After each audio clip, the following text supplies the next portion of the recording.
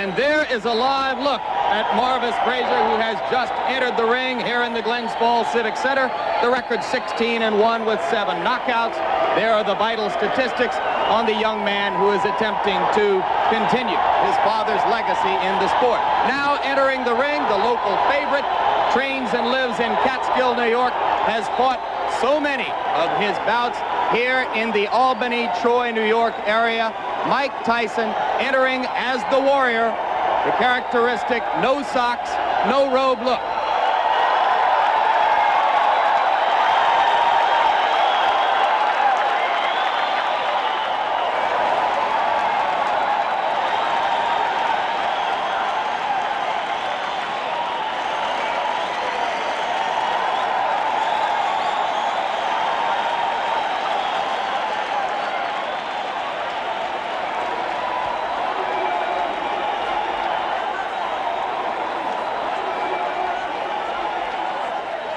Now I'm joined by our ABC Sports boxing expert, Alex Wallow. Alex, how do you see the fight?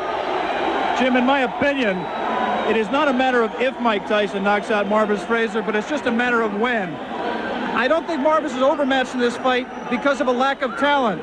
Since being knocked out by Larry Holmes, he has reestablished himself as a heavyweight to be contended with wins, as we saw earlier, over the likes of Quick Tillis and Bone Crusher Smith. He can fight. The reason I and a lot of other people don't think he can win against Tyson is the fact that his style is made to order for Mike. Like his father, Marvis relies on pressure and stamina and intensity to beat an opponent, but that aggressiveness is just perfect for a bomber like Mike Tyson. Remember, as great as Joe Frazier was, when he faced a tremendous power man like George Foreman, he got bounced around the ring like a rubber ball. His pressure style was suicidal against Foreman, and I think that's the case here today with Marvis and Mike Tyson. As an amateur, Marvis did show ability as a boxer, and he does have that tremendous heart of a Frazier. And there are people who think that if Marvis can move and survive the early rounds, Mike Tyson will get tired and frustrated as he did against Quick Tillis. But Tyson is now confident in his ability to go 10 rounds when he saw against Mitch Keenan. I don't see that as a problem. All right, very quickly, let's look at the tail of the tape. You will see that Frazier has a reach advantage of about 6 inches, which will probably be nullified if he comes forward toward Tyson, as we expect him to do. Round 1 is about to begin. The referee is Joe Cortez. In New York State, scoring is done by 3 judges. The referee does not score, scoring on the round system, supplemental 4-point scoring system if the rounds wind up even, and the 3 knockdown rule is in effect. Tyson comes out slugging. He comes out smoking like Marvis's father, Joe. Marvis must move or we're going to be out of here very, very quickly. Uppercut, and Marvis is hurt. Frazier is down. Joe Cortez moves in to have a look, and he's going to stop the fight. It did not last 20 seconds. Tyson goes over to take a look at Marvis Frazier, obviously quite concerned. A terrific uppercut. The same punch with which Tyson knocked out Jesse Ferguson the first time you saw him here on ABC Sports. Watch the uppercut, the right uppercut. We're going to show it to you in just a moment. Right now, there is Jim Jacobs, yes. Co-manager of Mike Tyson talking to him. 30-second knockout sensation. Watch the right hand of Mike Tyson. Marvis in the corner and trapped. There it was. Just clipped him right on the chin. The left was unnecessary. Marvis is badly hurt at this point. Uppercut again. And there, Marvis is out on his feet. Everything after this is just incidental. The Frazier camp had expressed confidence before the bout. You wonder if they truly believed that Marvis could handle this kind of an attack. You see that stiff left hand, that jab that Mike has not shown too much. The jab backed Marvis up into the corner. A second jab kept him there for those right uppercuts.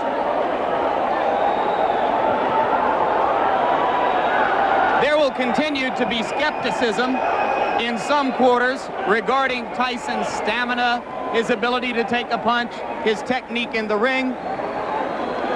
But with each succeeding bout, any skepticism about his punching power has to evaporate. And the good news is I believe Marvis Frazier is standing up. There's a big crowd in that corner of the ring. Mike Tyson is going back over there now. We'll take another look live at what is happening in the ring after you finish seeing this third replay of the very quick knockout. As ring announcer Paul LaFleur announces the knockout, Mike Tyson gives his respects to Marvis Frazier.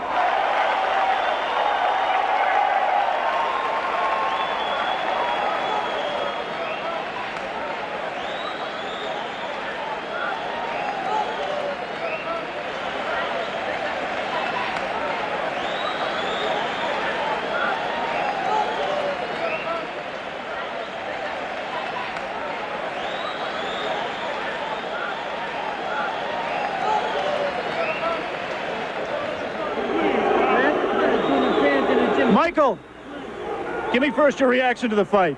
The fight, I was confident. I trained real hard with my trainer, Kevin Rooney, who I owe a great deal to. And I came out and I was confident. I knew the fight. I felt it deep in my heart. I was going to stop him in the first round. Did you know from watching tapes of him that you could hit him with the uppercut? No, that's my favorite punch. And I watched the time, and I knew from my trainer telling me as he throws his punches, he's bent down. And I knew that would be perfect for my uppercut. I planned on working the body more, but I saw the opportunity, and it looked too good to go away. You stuck him back in that corner with the jab, Mike. Is that jab going to become a big part of your repertoire as you go along? Almost definitely. Me and my trainer have been working constantly on the jab. And as you say, I feel so confident, and I knew deep down in my blood that I was going to stop him in the first round.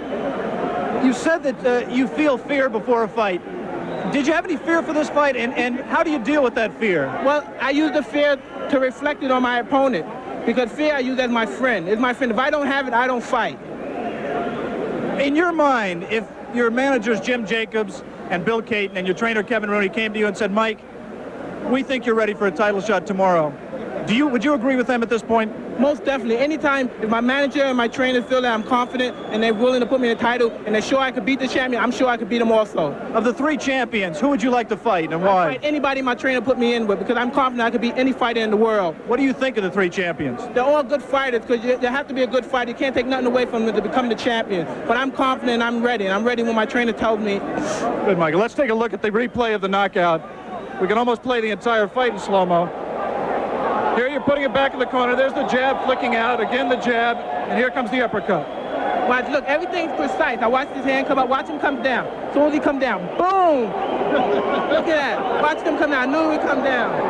Get ready to say boom again, Michael. All right, boom. Look, and now look. Boom, come on. Boom, again. I'm going to hit him one more time. I like to hit him. Missed with that one, I would have killed him. What can I say? What can I say? That's all she wrote. Missed with that one. Kevin Rooney, Mike Tyson's trainer. What do you go back in the gym when he gives such a perfect performance? How can you tell him he's got to improve? Well, I'm going to tell him that he could have went to the body a little bit more. You know, at 30 seconds, it's hard to get any criticism, but he could have worked the body a little bit more. Tremendous uppercut. He looked sensational, Kevin. Congratulations to you. Thank you very much. He's ready. He's ready to fight anybody in the world. Let me talk to Jim Jacobs, the co-manager of Mike Tyson. Jim, first of all, quickly, is a Larry Holmes fight in the works as Mike's fight later this year? Oh, most definitely. It's a fight that when we meet with Larry and his people, we're going to work out the terms and conditions. That will be Tuesday of this week? Well, in the middle of the week, we're going to meet with them, yes, and it's something that we will work out for the future. Absolutely. Congratulations on a sensational showing by your fighter. Well, thanks Jim. Very much. Now let's go back down to Jim Lampley at ringside. Alex, the second defeat of Marvis Frazier's career, both of them one-round knockouts, one at the hands of a man who was heavyweight champion at that time. Now this one at the hands of a man who many believe will soon be a heavyweight champion.